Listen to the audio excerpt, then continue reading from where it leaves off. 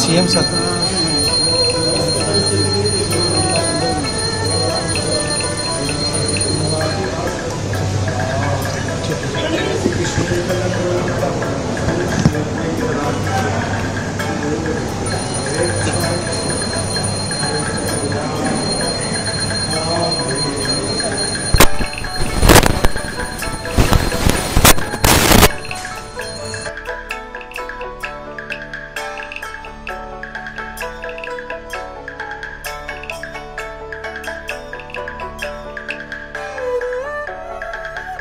রথের সময় এত বছর পুরীতে থাকি, কিন্তু এবারে আমাকে এখানে থাকতে হয়েছে, কারণ আমার জেলার রথ, তো আমাকে থাকতে হবে। আমি উল্টো রথে আমার পুরী যাব, কিন্তু আজকে ভীষণ ঐতিহ্যবাহী একটা জায়গা এবং গুপ্তিপাড়ার রথ, মাইশের রথ, এগুলো সব এত বিখ্যাত।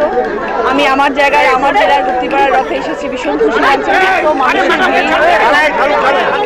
অগুন্তি মানুষ এখানে রয়েছেন এবং এত গরমের মধ্যে সবাই যেখানে অপেক্ষা করে রয়েছেন, ঠাকুরকে দর্শন করছেন। সবথেকে বড় কথা হচ্ছে ঠাকুরের আশীর্বাদেই সব কিছু, জগৎ ব্রহ্মাণ্ড চলছে ঠাকুরের কৃপায়, ঠাকুরের আশীর্বাদে আজকে সাংসদ হয়ে এখানে আসতে পেরেছি। ভীষণ ভালো লাগছে, আজ শুভ দিন। এর আগে এসেছিলেন গুপ্তিপাড়ার রথে? না, রথে আসেনি, গুপ্তিপাড়ায় এসেছি, রথে আসা হয়নি, রথে প্রথম। সাংসদ হিসেবে প্রথমবার গুপ্তিপাড়ার রথে দারুণ লাগছে, অভিজ্ঞতা খুব ভালো লাগছে, ভীষণ ভালো লাগছে। এই মানুষরা আমাকে সাংসদ করেছেন, তাদের পাশে আসতে পেরেছি, তাদের ভালোবাসার ডাকে এসেছি, এটাই সব থেকে বড় পাওয়া।